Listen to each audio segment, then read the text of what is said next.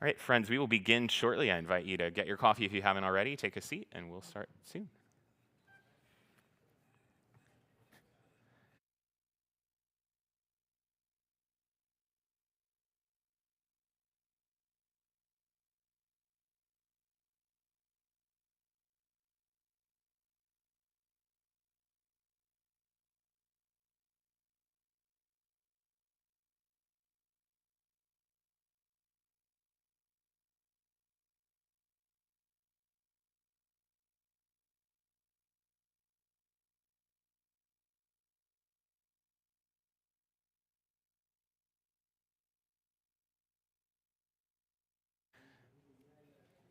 Well, good morning from St. Bart's in Midtown Manhattan. My name is Peter Thompson. I serve as the vicar and interim rector here, and whether you're joining us in person on Park Avenue or online at stbarts.org, we're so glad that you are here for the forum, where each week we have sacred conversations about the things that matter.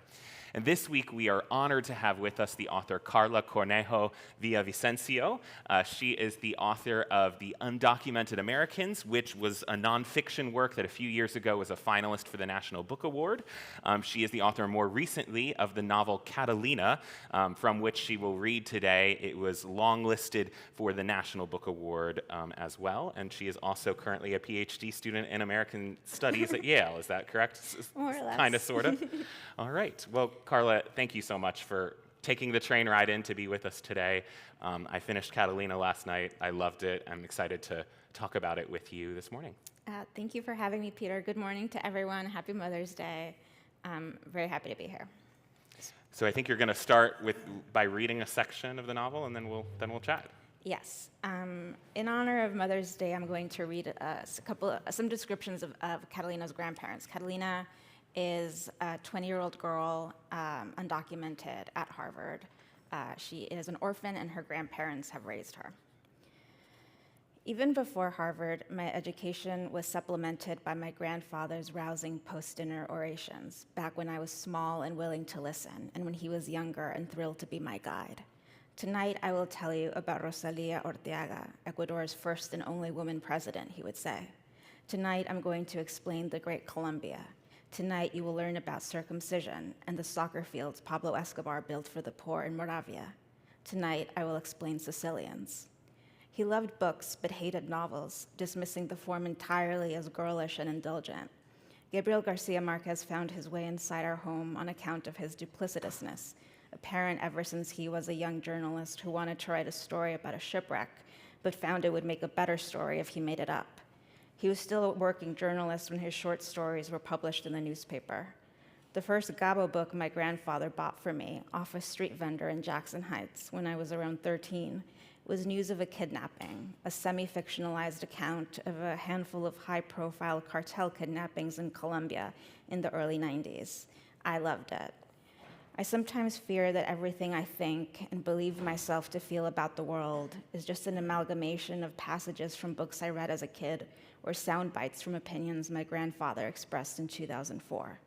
The first time I saw a red toadstool mushroom, I felt like I should ask it for an autograph. I'd seen it drawn in storybooks time and time again. It isn't always as nice, though. When I drink a Diet Coke, my brain immediately goes to my grandfather's lectures, and I think, oh my God, Coca-Cola of Coca-Cola and the death squads. Tell me again about the disappeared, I'd asked my grandfather. Los desaparecidos. Which ones, he asked. I could have just about died. Which ones? Which ones? He knew them all. The legendary Argentines, of course the Chileans, the Colombians, the Haitians, the Venezuelans, the Ecuadorians. I couldn't believe it. It's true, it's really true. Latin America was real. My grandmother was spectacularly sensitive. She always needed to create a different world for herself because what was before her wouldn't do. When I arrived, she created new worlds for me too. In the summers of my childhood, she set up a kiddie pool on the roof of our apartment building in Bushwick, where we would sit cross-legged to fit across from each other, our bodies shiny with coconut oil. She hung white strings over my desk and around and above my bed, creating curtains and canopies and trains, and I crawled inside to read while she prepared tuna fish, curtido, and thick-cut French fries, a quick Ecuadorian coastal lunch. One night, my grandparents thought I was sleeping. I overheard my grandmother telling my grandfather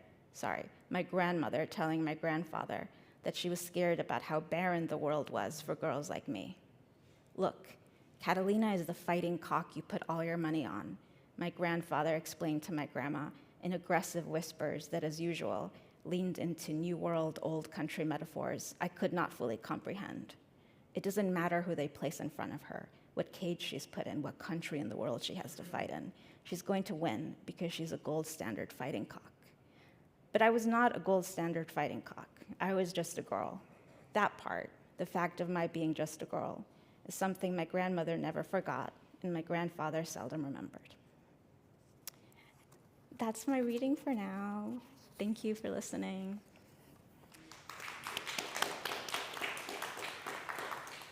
Thank you so much. I'm so glad you picked those passages about Catalina's grandparents because I was curious from the Mother's Day lens about her experience of parenting in different ways, because of course she doesn't have parents in the classic sense, but she has grandparents.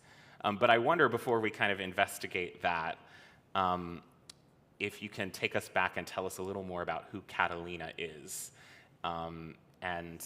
and how she came to you, and what you were investigating in writing this novel. Yes, so Catalina is a book, a work of fiction.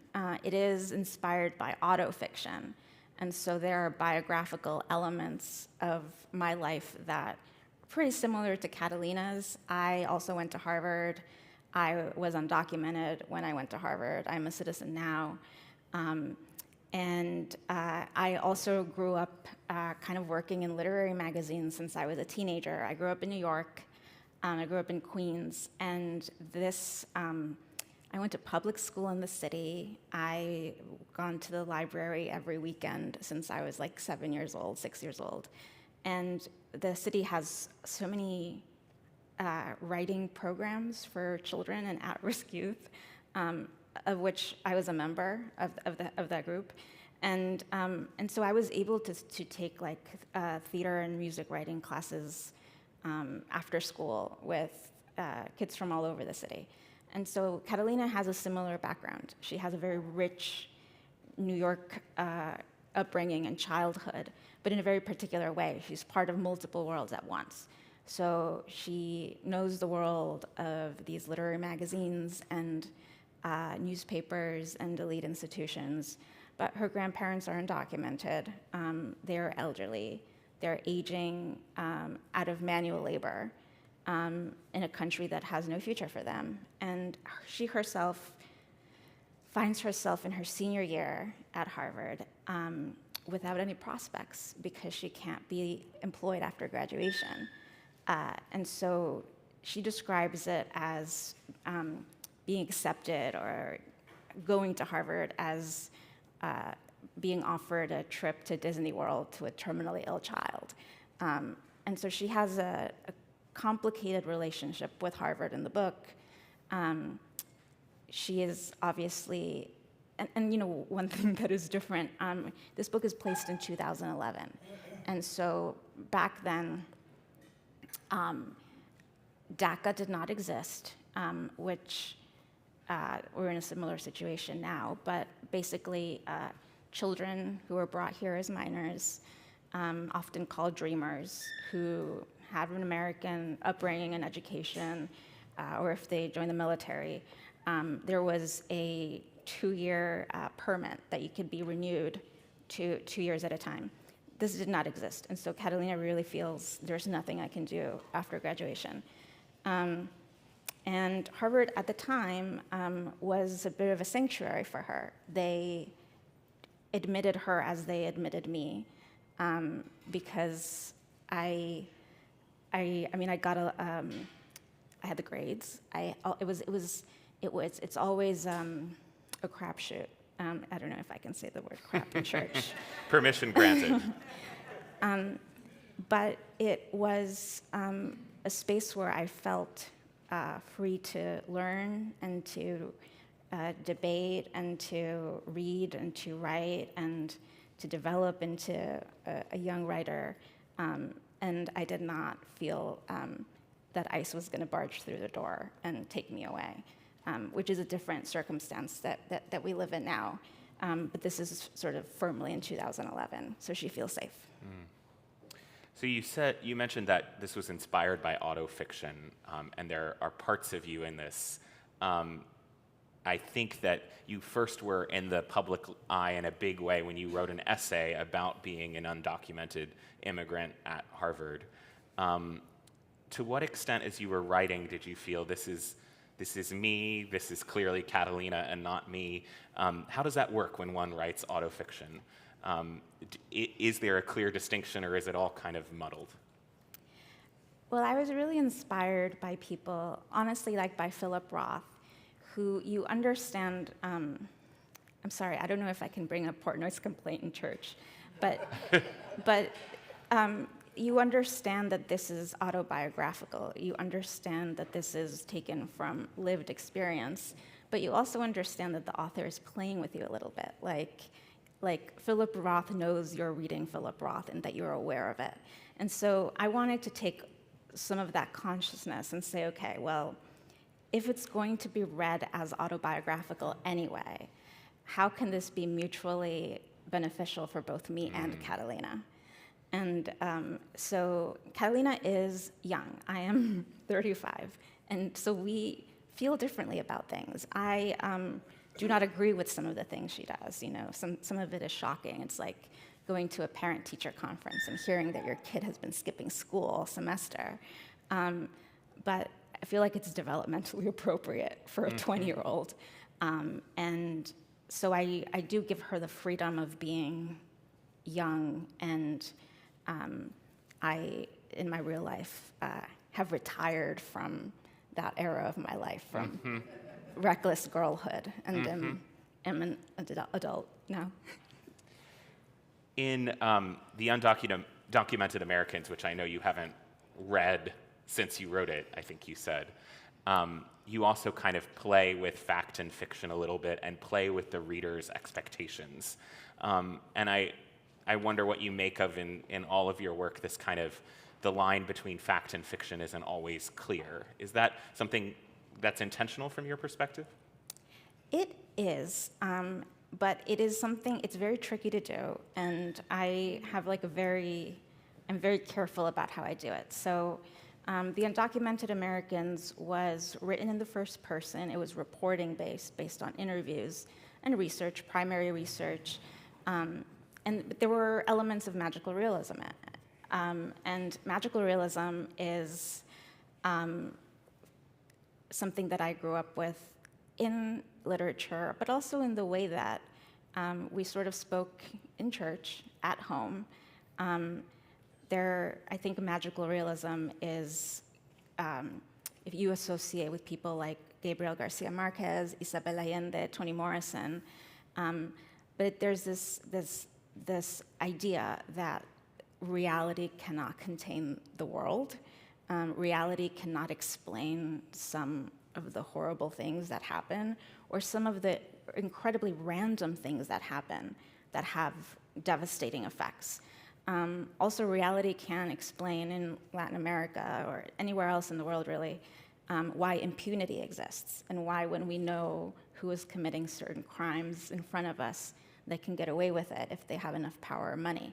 And since there's no guarantee or even promise or even gesture of justice, you have to create a belief system that says there will be something in the future, or there is some other way for justice to happen. And so maybe this looks like a family does something unspeakable and horrible, and for generations, like their firstborn or something is born with a pigtail. Something like that satisfies both some of the insanity that has plagued Latin America, and that we're experiencing a little taste of it now here. But it's sort of like an interest in reality as something that's sort of looked at through like a looking glass. But in terms of the facts, Catalina is also a novel that's really, really researched. there's a ton of history, there's a ton of military history, political history, and those things I make sure are fact-checked and factual. But then, obviously, it's fiction, so the rest is not. It seems like both you as an author and Catalina, the character, have this desire to really subvert the expectations of others, to not follow the script that others want to give you. And I wonder if you can talk about that. I think in the Undocumented Americans, you really wanted to not tell the typical immigrant story, and Catalina herself brushes up against that in the novel. Can you talk about that theme a little bit? Sure. I mean, to explain some of it, one, my early rebellion was developmentally appropriate. I also think as a child of immigrants, it is canon that I'm supposed to rebel against various things.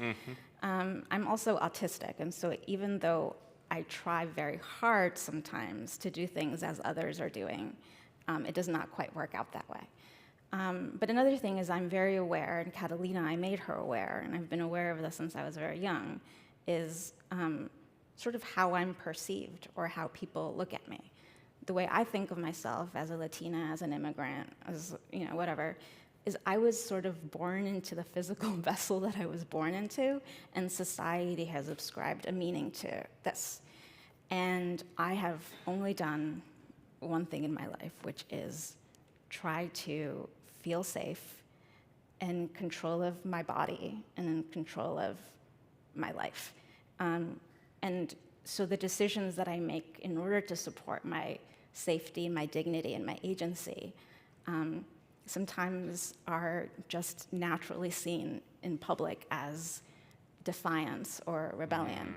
But it's like, I was aware of like stereotypes around young Latinas or young brown girls.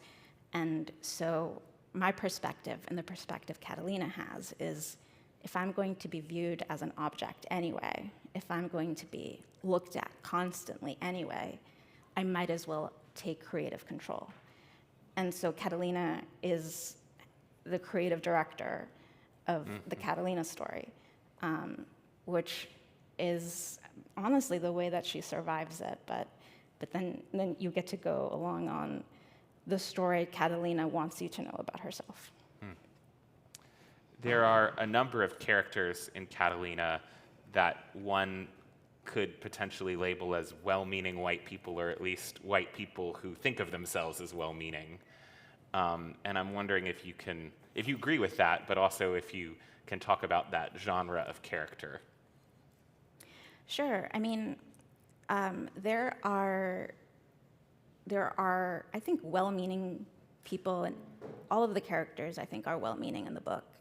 And sometimes they say things they shouldn't or do things they shouldn't. But in terms of the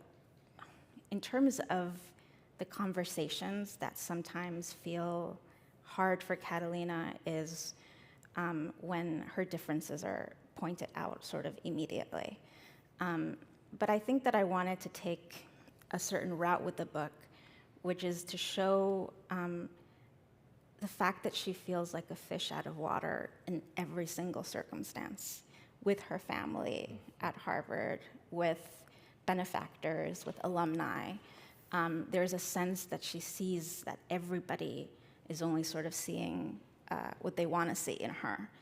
And so I think that is a similar experience. And she obviously knows that when alumni come to the literary society that she's a part of for lunch, they expect a certain kind of conversation. And what I think makes Catalina smart is that she understands how the story is supposed to go.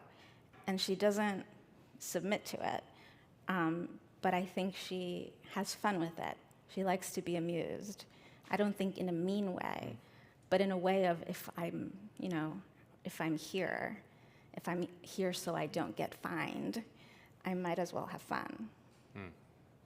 You use the word valedictorian at 2 key points in terms of Catalina thinking about herself in that way. I didn't write down the exact quote, but it's something like, if I'm going to be an orphan, I might as well be the valedictorian of orphans. Can you talk about that formulation, that word? You guys like that? Yes, it comes up twice. It comes up once with Catalina describing herself and once Catalina describing her grandmother. I think some of it has to do with stardom. The idea of stardom growing up in New York, very young. First of all, everyone around you has a dream. Everyone around you is trying to hustle something. It could be a screenplay, it could be a hot dog business, it could just everything. The energy of New York sort of created in Catalina this idea that she had to be a star. That she was going to be Barbara Streisand, that she had to be if she was going to escape this world. And so Catalina talks a lot about fame and about stardom in the starry-eyed way that you do at 18. I think that's one of the special things about the book, is that it captures that moment in time, that kind of energy. But it's one of the reasons why I think a lot of people of different ages relate to the book, because you either feel like, oh, this is it's like a roller coaster ride. You're like, yeah, I go on this roller coaster a lot, or I haven't been on this roller coaster in a long time.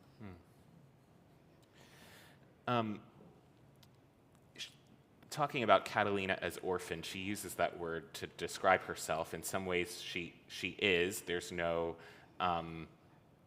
parental figures. They have died in Ecuador. Then she had an aunt and uncle who sent her up to her grandparents. Can you talk about her relationship to family and the parental figures? They both are and aren't her parents. Yes, I think, on days like today, a lot of us talk about the importance of other mothers in our life, like aunties, teachers, people in the community. You see this along the way. Catalina is helped along the way by all sorts of people, sometimes by strangers who give her a kind smile, sometimes by her boyfriend's dad, sometimes by bodega workers. It really does take a village to not only raise a child, but also to spiritually sustain a child that has received from every corner of the world the message that they are hated. And so in order for the child to just spiritually survive and be able to have a dream, much less pursue it, it has required a lot of people. I forgot what the question originally was. Catalina as orphan, her relationship with her parents. Right. Yeah. And so she has a lot of people in her life, a lot of adults who guide her. And her grandparents are 2 of those people, but they're not the only people. And I think Catalina feels like a lot of kids of immigrants feel. I also think a lot of maybe people whose parents really struggled to give them a good life, and who maybe find themselves with a little bit of survivor's guilt of feeling like, well, if my mom had had access to these opportunities, so I think that she feels that towards her grandparents. She feels the burden of the sacrifice. If you are a child of immigrants, you are born with a pamphlet that talks about how you are enrolled in this sacrifice for the rest of your life. You're indebted to your parents. And, it's good to push on that a little bit. And Catalina does that. Catalina acknowledges that this is an overwhelming amount of pressure and a form of love that requires some examination. At points in the book, she sees her grandparents in new ways. I think about the scene in which she realizes her grandfather may know more English than she expected him to or thought that he did. Towards the end of the book, her grandmother, she sees behave in a completely different way. What do you think that's about in terms of her seeing these, her grandparents, these parental figures, kind of show new parts of them that she hasn't seen despite being raised by them? Well, they are their own people, and I think a lot of us relate as we grow up. We realize our parents are not mom and dad in the world. They're, Beth and Tim. Mm-hmm. And I mean, Catalina's grandfather is very comfortable in Chinatown. He loves the fish markets. He gets along really well with everyone there, and they speak a certain similar kind of English, which is like a New York immigrant English, where you're not speaking the same dialect, but you are able to communicate. And it's a particular kind of dialect.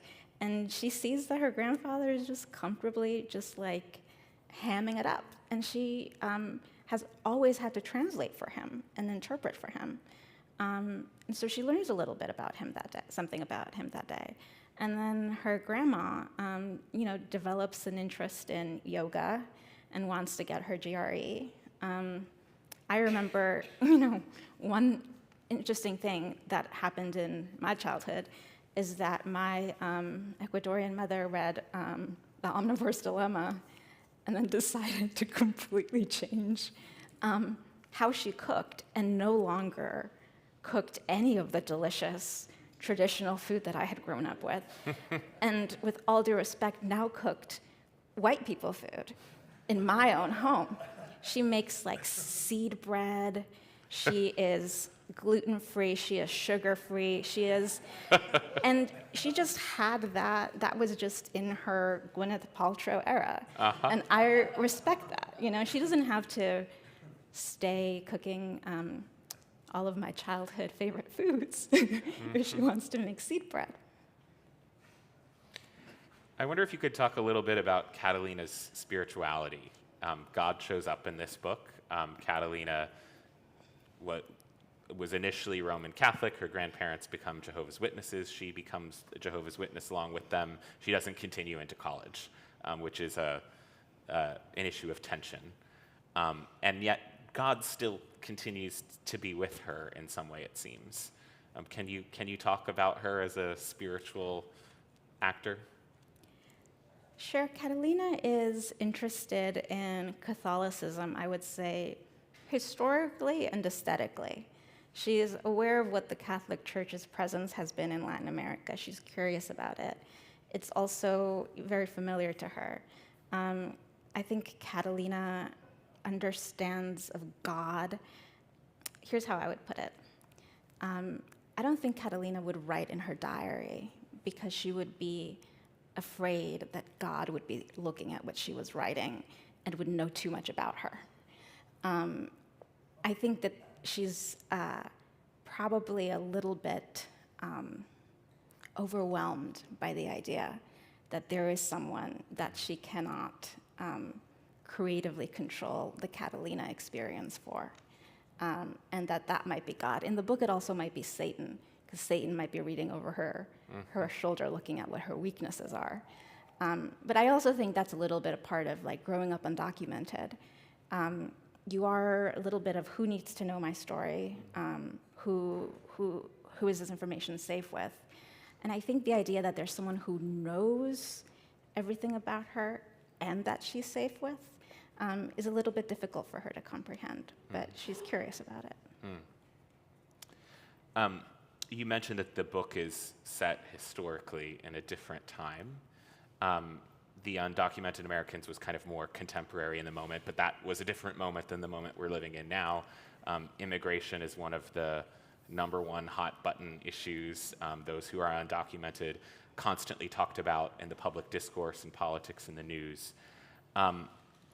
I wonder if you can reflect on your decision to set the novel historically and what ramifications it should have for the way in which we're talking about immigration in our time. Well, yes, the book was situated in 2011. It was a book that, first, the Undocumented Americans I wrote immediately after Trump was elected the first time. And so it was a book written in an intense period where I was also undocumented while I was researching, flying around doing these interviews. And so it had a certain kind of urgency. Catalina was written during the Biden years, where stuff was still going on that was scary and alarming sometimes. But there was some kind of safety, and I feel like I was able to create something that feels free and that feels relaxed, even though it's meticulously made, because I felt safe. I don't know the kind of writing that I would be able to produce now. I think it's very influenced by how safe you feel. But I think one thing is, like, Catalina's family are long-term immigrants. They've been here for decades. When we talked about undocumented immigrants until a few years ago, it was about the 11 or 12 million undocumented people who have been here for a really long time. And this sort of newer wave of refugees, which is different than immigrants, or economic immigrants or things like that. They're different. They're having a very different experience than I had, or that the communities that I wrote about in the Undocumented Americans had, because a lot of them were here for a really long time. And that's one of the things about the book, is that you realize, oh my God, these are, I see these people every day. I think that it's important to think about, we hear it, but about not just representation, but just the kinds of representation. So when I look at the news, and it's really hard to, it's difficult for me, again, to sort of remain spiritually stable if I'm just looking at dehumanization of immigrants, where in none of the articles that I read are the immigrants quoted or given the respect of, like, open and closed quotation marks around anything that they might have to say. I don't think the photography or the footage that is captured of migrants is, I think it's brutally dehumanizing and gawking. Their faces are often covered. You don't really see anything but hunched over bodies. And it's difficult to empathize with people that you literally have no way of empathizing with. It would take quite an astoundingly good person to be like, I can empathize with these people whose faces I haven't even seen. And so I think that this comes down, a lot of it comes to the media that we even have available to us. In publications that I have published over many years, they have not taken writing about the lives of immigrants in any context other than criminality. And so that's difficult. That's difficult to change a narrative if every single mention of immigrant in your periodical has to do with the words influx and crisis. There are non-crisis immigrants, but just the lack of curiosity, I feel, is intentional, because if you're going to collectively gather around a scapegoat, it's useful for you to not know too much about them. That might make you not want to gather around the scapegoat. So we have some time for your questions for Karla. If you're here in the room, you can raise your hand, and Stephanie will come around with question cards. She'll then collect them and bring them up to me. If you're joining us online, you can type your questions into the live chat on YouTube, the comments on Facebook, or email me, pthompson@stbarts.org. This is very cool. I know, we've got multiple ways. It's a whole system. We have several questions already. And one does have to do with the fact that Catalina's grandparents had been in the US for quite a bit of time. Were they afraid is Catalina afraid? And how are their fears different, given the fact that they've been in the country for so long? They've been undocumented, but for so long that they may have gotten used to that status, or do they? Like many, we all know that the immigration system is beyond broken. There is no way for many long-term immigrants, even when they have businesses here, when they have mortgages, even when they're job creators, there is no way for them to get a green card, much less citizenship. There just isn't. And so some people, like Catalina's grandparents, are elderly. They have not been in their countries of origin since they were 15 years old. And so what they're thinking of when they think of the greatest fear that could happen to them is being shipped off to a place that they don't know, where everyone they know is dead. And they have to start over after feeling discarded by a country that did use them for very cheap labor for a very long time. Catalina's facing a different kind of future. She's going to be a Harvard grad. And Catalina honestly has the message that even though her life gets really, really hard, she feels like she's going to be okay. And part of what she has is her youth. She's young. Part of what she has is an incredible amount of training in having to be resilient and having to be able to live through so much fear. But they're facing two very different futures. Catalina is suffering because she doesn't see where her future is going to go, but the future for her grandparents is very short, and it looks ominous and dark. And so, so those are two different kinds of fears, but different also. The question about Harvard, and I don't know whether it's the fictional Harvard or the non-fictional Harvard, but maybe both, and both. What systems did Harvard have in place to help prepare an undocumented student for life after graduation? Did the fictional Harvard or the non-fictional Harvard help with thinking about the journey after? No. Neither the fictional nor the real. I think over the years, dreamers, students on DACA, young people who went to institutions, this is no longer true, would sometimes have like groups, like sort of support groups with each other. I don't really think there's much. What Harvard was able to do for me was give me a full scholarship. And the reason that it would have been impossible for me to go would have been because I could not have any kind of loan, federal aid. I couldn't have a job. So it had to be an institution that could give me a full ride. Yes, but beyond that, which I'm very grateful for, but beyond that, it was a sort of a don't ask, don't tell thing. And it's worse now, seemingly. Now, I honestly think, I don't think a measure of success or progress is for my story to be repeated or for more people to have lives like mine. But I don't think my story could happen now, really. With the decimation of the public school system, with the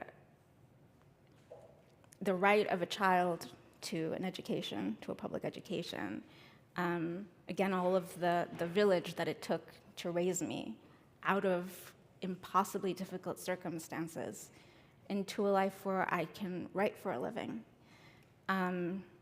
It's just a lot of people, a lot of museums, a lot of individual teachers, a lot of the Harvard financial aid office saying, this is the loan that you have to, it was all of those things, and I don't believe that they can accept international students even, much less, and I'm not sure where they are right now, but I think that there's a lot of pressure from the government for schools to not accept international students, and no one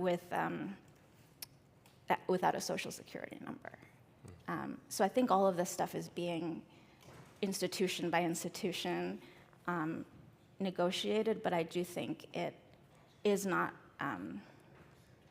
it's gonna be really hard for a kid like, even with a brain like mine, if they're just a girl in New York and she's brilliant and she's a fruit vendor's daughter, the paths available to her have gotten increasingly small.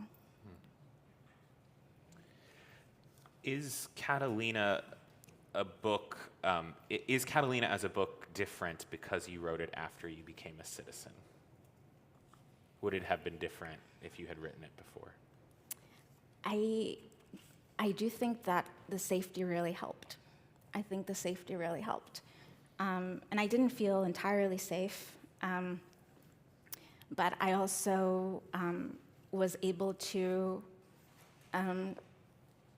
call back to Virginia Woolf's A Room of One's Own, live in a house where I felt safe, I felt stable, I felt like I wasn't gonna get kicked out.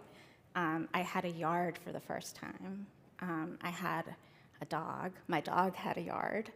I was in a much healthier place. And I think the writing is a lot better, even though, as you've pointed out, I have not read The Undocumented Americans. It was so traumatic to write. I definitely don't want to read it.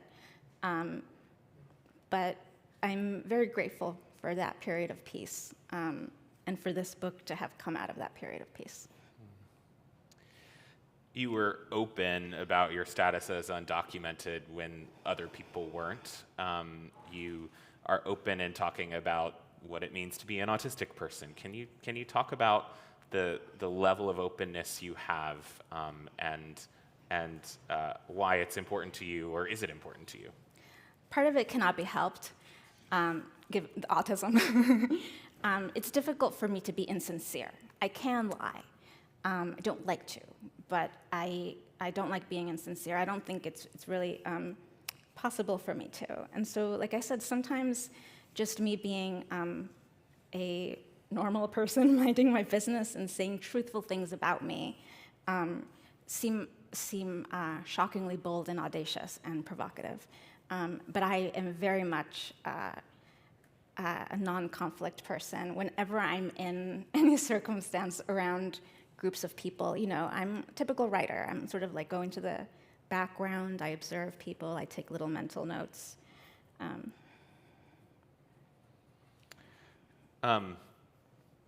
Hopefully this is not too personal a question, but can you describe what becoming a citizen was like for you? It was during COVID, and it was it was very small. Everyone was masked. There was no big hullabaloo at all. It happened very quickly. I threw up immediately after being sworn in, and I thought that I hadn't. I was like, this is important, but I didn't want to dwell on the enormity of the situation. But my body reminded me that it was indeed enormous. And why do you think you threw up? Do you know? Trauma. Probably trauma. Yeah, I mean, growing up undocumented is really hard. And there's also people in my family, in my community, people that I wrote about who, through no fault of their own, don't have a pathway to legalization. I wasn't able to earn my pathway to legalization. I married my partner, who is an American citizen, and she's a woman.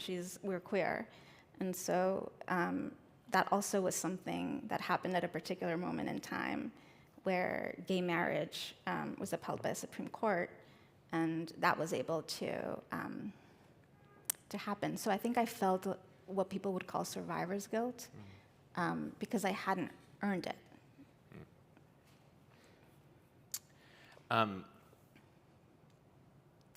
Folks can feel helpless living in the political moment we're living in right now. There's the inevitable question, what should we do? And someone asks, if we want to assist undocumented people, what would you suggest we do? You know what? The truth is that there are wonderful organizations in New York that I want to get in touch with myself to know the kind of work that they're doing on the ground, because the situation has changed a lot. And so I know that there's bystander intervention, like stuff that you can see online. Basically, if you're in a situation where you feel, there are recommendations from lawyers and organizations of how you can act lawfully and still feel like you're helping in a situation where you might be watching something uncomfortable. I think there's what I've always said, even when I was promoting the Undocumented Americans, was that it really is those really small one-to-one, person-to-person interactions that helps. I remember growing up all of the Puerto Rican secretaries where my father used to deliver food. He was a delivery worker.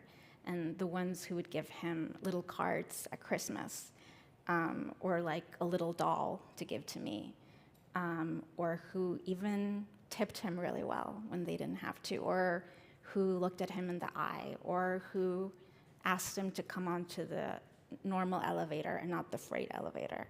It is those moments of looking at someone and affording them dignity that have stayed with me and that I know stay with my family and with people in the community. So there are material ways to help. There are political ways. There are limited political ways to help. But I do think that trying to have curiosity and trying to remind yourself that these are normal people who have like favorite soccer teams. And I don't know why I thought that normal people are just people who have favorite soccer teams. But yeah, I think that's helpful. So a final question. We talked about how your writing was different in the Undocumented Americans, different in Catalina. I think you said you didn't know what the writing would be like now. Does that mean you're not writing? Are you writing? Can you tell us what that writing is looking like now and how it might differ from Catalina or what came before? Well, I'm in between projects right now, so it's a moment of terrible chaos. I'm trying to read what I am genuinely interested in, and so I'm reading a lot about the Pinochet dictatorship. I'm reading books that I think will inspire me that are about people, marginalized people under authoritarian regimes.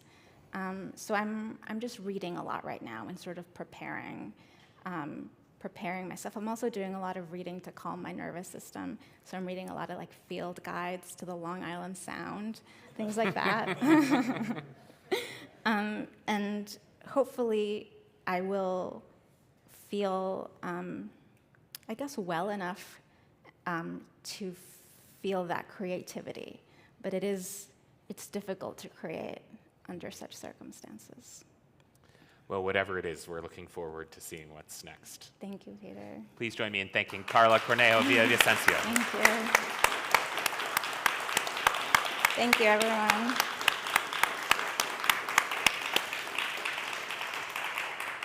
And a reminder, Karla's work is available in our bookstore, The Undocumented Americans from a few years ago, and Catalina, the novel that was released just last year. Thank you all for being here. We hope you'll stick around for worship at 11 a.m.